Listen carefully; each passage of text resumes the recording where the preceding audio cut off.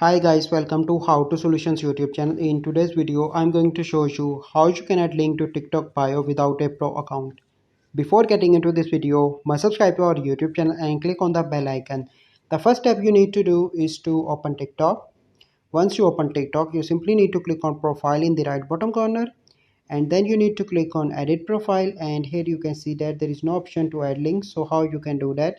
You simply need to click on your TikTok username or your TikTok link, and then you need to click on your bio, and then you need to paste that link here and click on save.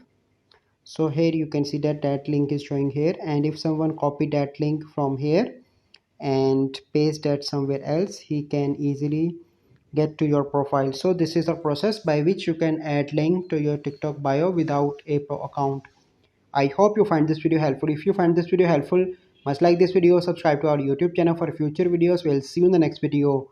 Thank you. Have a good day.